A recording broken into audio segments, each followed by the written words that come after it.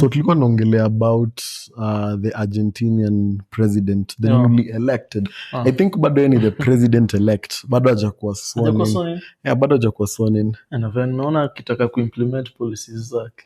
Yeah, so kulikuwa na this video going online akirarua different papers on a whiteboard hivi za different ministries akisema zitakuwa done away with, one of them being the gender your gender ministry. He wants to do away with the gender ministry. Yeah, because for him anasema it's just not helping the country. Okay. Ni pesa tu zinaenda in waste. Yeah. Yeah, the other one was to dollarize dollarize the economy. Yeah, their currency or even the economy in general. Okay. And also to do away with the central bank. So what are your thoughts on that? To do away with the central bank. It's a bold move, by the way, because it's a move at certain points. Maybe economists can consider it as being a move, and it might save the country, but on the other hand, they'll lose their economic freedom. Yeah. Because now you see it's like you're not in control of your own currency. You're fully dependent on other people. Dependent on other people. Yeah. And it's like your life depends on them. Yeah. If they want to strangle you, you'll have no say. And another thing, one advantage is that if immediately when they dollarize the economy or the currency, when the dollar becomes strong, you'll see that the economy will also be strong. Yeah. If the dollar weakens, because, and actually, by the way, I've been seeing the gold rising. You know, dollar is always quoted against the dollar, yeah. against gold. Yeah. So I've seen the prices of gold rising, and that obviously will tells us that in one way or the other, the dollar is currently depreciating or falling. And you know, for even in terms of how this US operates with the dollar, they usually print them at some point because they have total control over it. Yeah. Now, when you dollarize your currency, it's hard for you because you don't can't have that. Do that. You cannot do that completely. Yeah. And doing that, it's now in one way it will encourage criminal activities. In one way or the other, you see, it's like I really don't know, but what people will be using, watu watakuwa natumia that particular country kwa shadow zao. In what way? In this way that maybe you see you do not have your own currency. So if, let's say, I've done something and I'm being paid with the dollar and I just want to clean it, I'll just come into your country and maybe do one thing or the other because it's like this country is inviting dollars.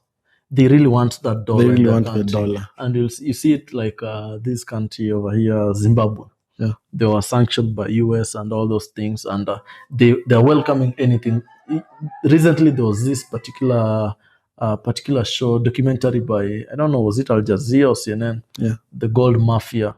Yeah, gold mafia scandal, which happened that it was involving the president directly of that particular country. Yeah. In efforts, in one or the other, it was efforts of saving the country. These are just minor efforts of saving the country. You see that even that particular president will be involved in some crime. But now, depending on another country's currencies, it's quite risky. Kwa sababu you'll always need to be aligned with them. One thing he has also said is that I forgot to mention is they will be standing with Israel. Yeah, actually, I saw that. I don't know when did he say that. Was it? It was just recently. Yeah, just recently. So because currently Argentina is not with Israel. It's taking the stand to stand with the Palestinians, but since he's ascended to power, so he's trying to align with the West and also align with their values. Because one thing about now using another country's currency, you have to do what they say. You have to do, because they can easily sanction you. They have control over your economy. Yeah, it's like directly. You see, you have your country's currency. Yeah. The reserve is in another country. Yeah. So they're really in a, I don't know, but if there were other measures they could do, they would have just implemented it. But when the dollar goes well, I feel like their country will benefit from that. It will, but now the problem is you do not have, each country we are independent. Most of these countries, they want that sense of independence. You're not independent of your own currency. There are certain things you're limited in doing them. But I feel like even for us, because our currencies are usually backed up by the dollar, we usually get affected also. In terms of when the dollar rates changes, it affects us also. But really for them, it will be worse because now it's their base currency. Actually, the dollar will be the base currency. So for us, it's different because we'll be affected in terms of now we need to pay debts in dollar form. Servicing. Like for now, when our currency is falling against the dollar, the loan we have is increasing because of the exchange rates, because we pay the loans in dollars. The foreign loans. But if you just say like our country, it is largely affected with the increase in foreign exchange between the Kenya shillings against the dollar. And I saw that up to date, we have lost the Kenyan shilling has depreciated like about 22%. Compared to last year, such a time. Over a short period of time. That's 22%. And last year itself, we had already depreciated. And why do you think why do you think the Kenyan currency is depreciating to this rate? If you ask, I've seen economists talk about it, and we cannot pinpoint one particular factor. It's a lot of factors. There are factors that we are importing more. And again, investors, it's like we do not have we have an let me just call it a hostile environment for investors in one way or the other, because I've seen of late there's been a spike of investors in our neighboring Tanzania. For us it's reducing. For us it's reducing, meaning they're running away from the country. And these all taxation stuffs that we are doing, it's just harmful to us. And again, the debts that we have. We have to pay a lot of money. And right now, by the way, it's always in December that most governments they close their books. And it's in this period that most debts are being paid. And we have to pay it in dollars. So that means it's just it's a harm to us.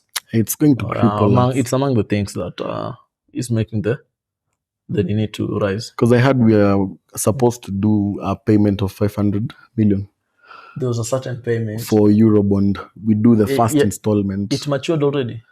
I'm not sure, but we are supposed to do it, I think, before end of year. End of the year. Okay. We're supposed to do that first installment for 500 million. The loan is 2 billion. 2 billion USD or case?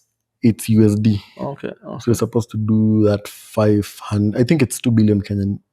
Probably USD. Probably USD. Probably USD, because our debt is at over 10 trillion. Sure. So of course it's USD. Wow, that's a lot. So we're supposed to do the first installment, and of course the money will come from taxes. So taxation is something that will keep on going on. Like it will never get lighter than it is right now. They'll keep on pushing the boundaries everywhere. But I've tried to see how the government is providing maybe solution to it, and I've not seen it. Maybe they're just doing lots of politics, saying that we are taxing you right now, you will enjoy later. But there's nothing like that. You're taxing us and you're still borrowing. So meaning you're just adding the pain to the pain, because you're paying it at the same time you're still borrowing. Because you're doing a lot of borrowing and also spending. So a mixture of that is just bound to fail. You see, let's say, for example, you're employed, you're earning 30,000 shillings a month. And it happens that maybe just something happens. What should we say? The way the government is increasing the tax. And your salary will not increase and it will not reduce.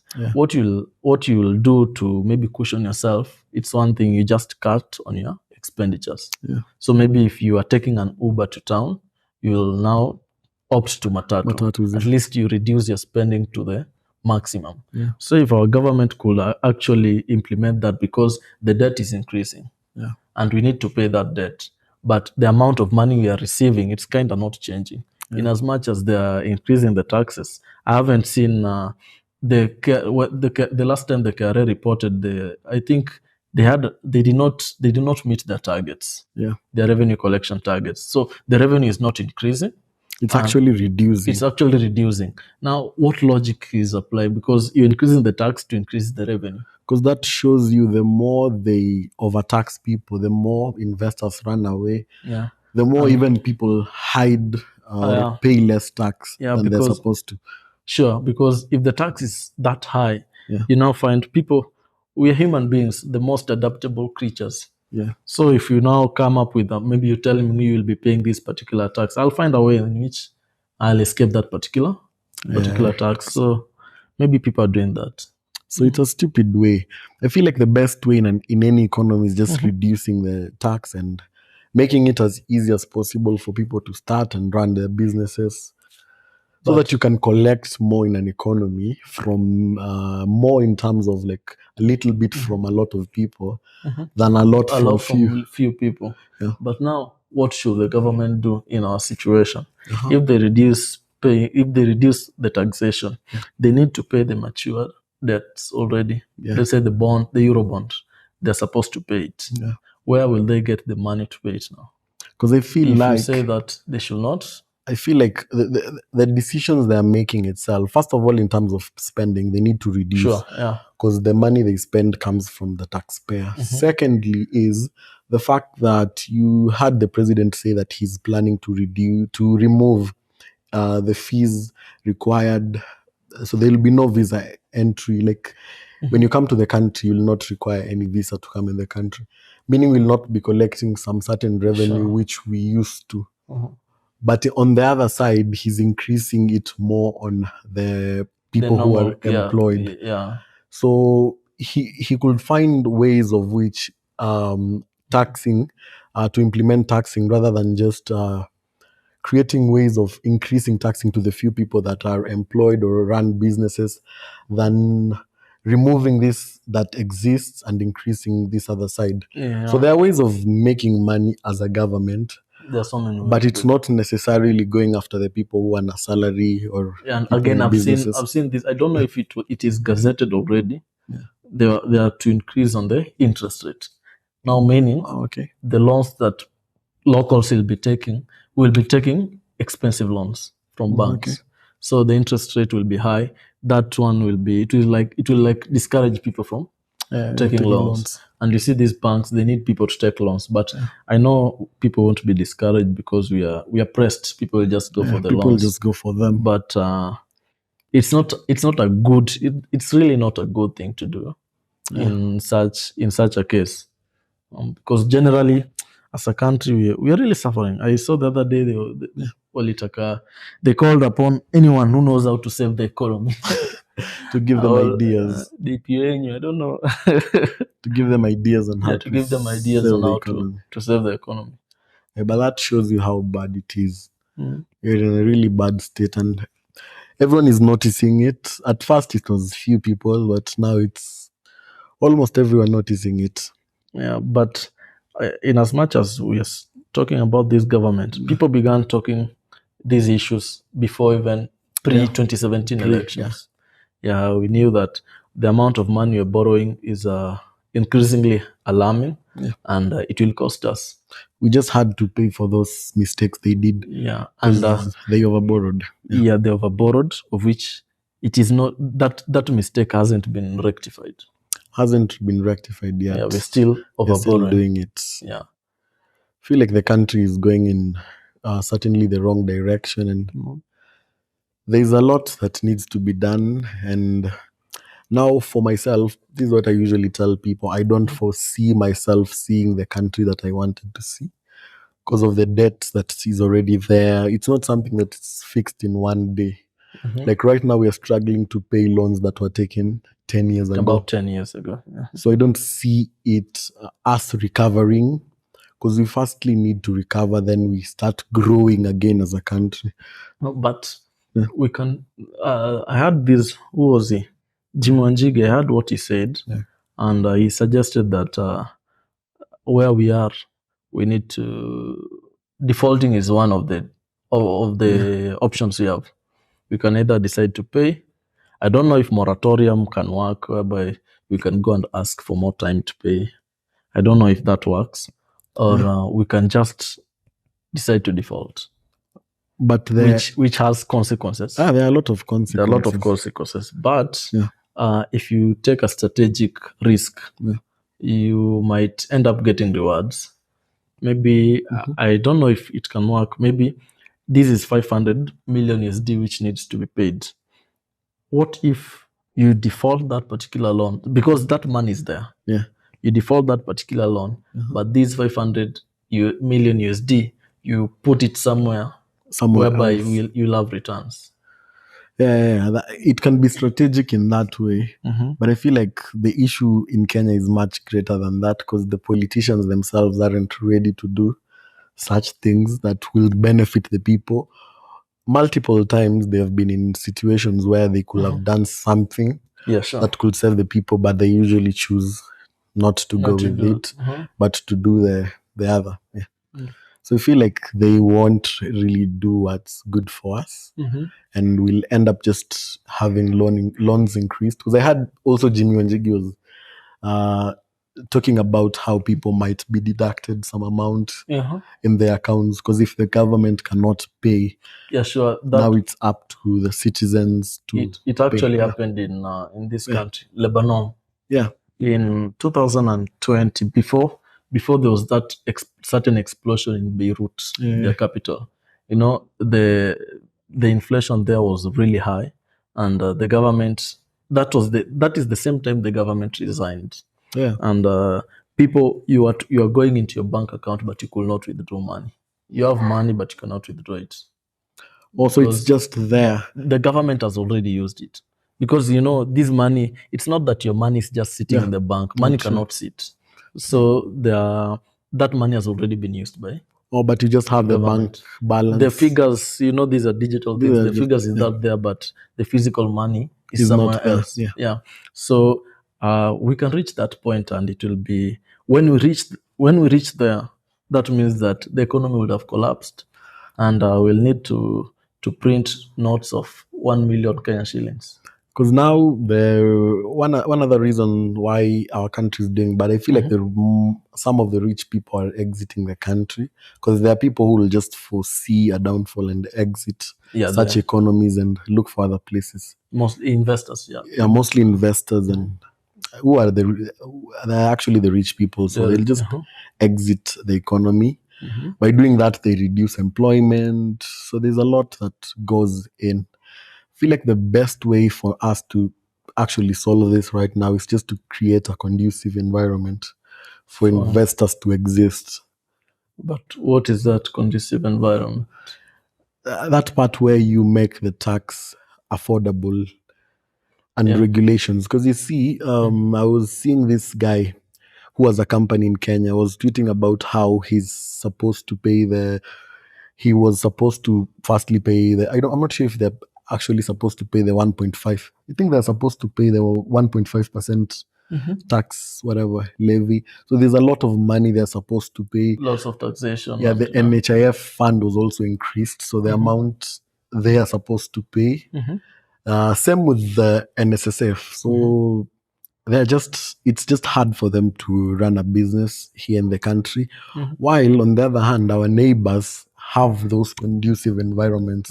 So people choose to go there. But now again, if you say that we should create conducive environment for the investors, you see, again, I don't want to make this government seem good. This is a bad government. I don't like how they're running things. But you see, they have a particular debt. They need to pay the debt. It has matured. And you're supposed to pay that debt. Now, in this short period, you only have a short period notice that between maybe these 3 months you need to have cleared that particular amount. Where will you raise this money? So, and going to borrow other loans to service this one isn't wise. That's like it's a wrong financial decision. It's a financial, even though if you take it strategically, it will be right, depending on how you take it. Assuming our government doesn't know anything to deal with strategic plans. Now, how will they facilitate these particular loans? The only way that remains is through taxation. Yeah. So if maybe the plan is, let's clear this one that is giving us pressure, let us put a pressure on ourselves to clear this, then we reduce that pressure, maybe periodically.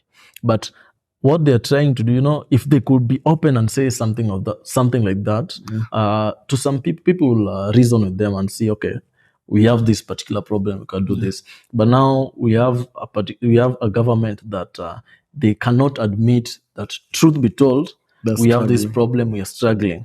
Instead, even if the airport is leaking, they'll just say it was the previous government. So the blame game is too much. They just need to pull up the sleeves and or maybe admit. Because they took the government knowingly, the debt is there. They knew about that. They knew about it. So this blame game is just sucks that they are doing the blame game thing, and they took a government where they knew there's high debt. Maybe that's the strategic plan. They're thinking that if they blame other governments, because that's just politics. At the end of the day, it's politics, and the economy will still continue going down the plummeting. But you cannot they're bringing too much politics in unnecessary places. On matters economics, if you see maybe your deputy is a dunderhead in this issue, don't include him there. Let him not speak about matters economics. Just use brains to work. I've seen them. I don't know how the government really works, but just from a layman's point of view, you'll see that this person has been paying. How do you call it? He has been paying. Is it honesty, or how can I call it? People whom he worked with during the campaigns. Or it's more of paying back the people, the loyalty actually. He's paying back loyalty instead of actually using brains. Yeah, because most of the CSS are unworthy of their position and qualified. Every word you could think of, they are not really. They are all the negative things you can think of. So it's kind of sad that we are existing in such times, and there's nothing that is done. Because at least for the president of Argentina, he has plans that will actual plans that he thinks may work. At least he has plans. But for us, I feel like there's no plan whatsoever. We're just implementing here and there. If it works, we go with it. If it doesn't, well and good, we learn. We do blame game. See, the move for the Argentinian president, maybe if he wants to cut off such, maybe he can do away with some embassies. He can do away with I feel like that's what he's doing away with embassies, ministries. Like for us here, okay, I don't know. We also have that Ministry of Gender, by the way. We have what does that ministry Gender do? and Culture. Yeah, I've seen which has a whole entire budget on it. Yeah, there are some ministries which really it's like they're not working, or maybe you can combine them into just one. Water and irrigation. We can. Okay, I don't know if it's possible, but you can easily call it agriculture. Yeah. Why should you have a ministry for agriculture and have a ministry for water and irrigation? Yeah. You can combine these ministries, cut on costs. Cut on costs. We have a lot of MPs already that have filled parliament. That's more of a constitutional. Okay, even though everything is constitutional, everything is more of constitution. They have to approach it constitutional. But there's a lot of MPs, a lot of women representatives. Those people, I don't know. There's a lot of useless positions. I don't want to sound there's a lot of useless chauvinistic, but whatever the women reps are doing, I've never seen it, and I don't appreciate them. And they have like a budget of, is it 100 meter per year? Per year. So they have a big budget, and at the end of the day, they do nothing.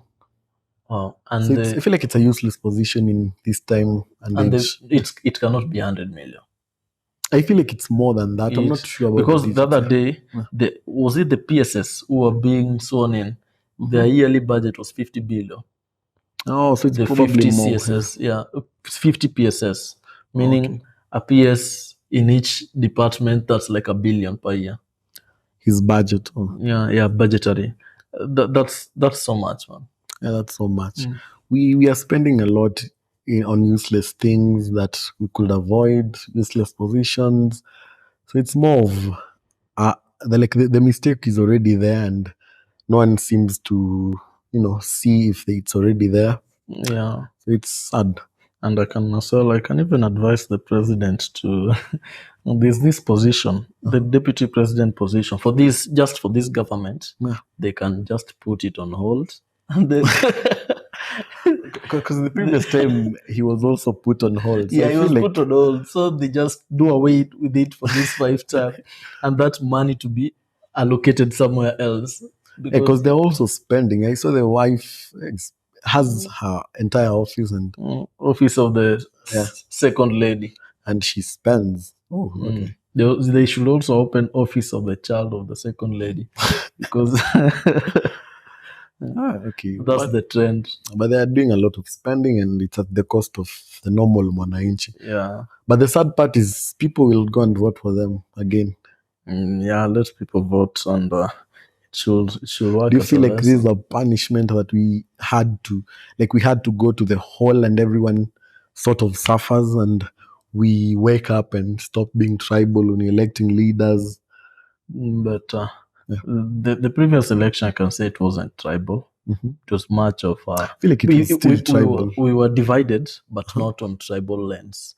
It was still. We must in every elections we are always divided. But I saw it like there's this narrative which came: the hustler, or the working class, the dynasty, and all those stuff, the haves and the have-nots. But now when you see how the numbers, like in terms of numbers, Central voted UDA and Nyanza voted ODM, like the numbers still show you that we also it's have still other ethnical. Regions like Coast, which voted Azimio. We also have other regions like Western, which was divided, but generally Western mostly voted Azimio. Yeah, I feel like it's still the same thing, but more of like the same. If you took the data that was voted 2017 and 20, it's more or less the same. More or less the same. Difference are that just the numbers that have changed. Sure. But it's more the same, because the regions that voted in a particular way have still repeated the same thing. And I feel like means they might repeat it again. We won't learn from it. Yeah, we cannot learn from it.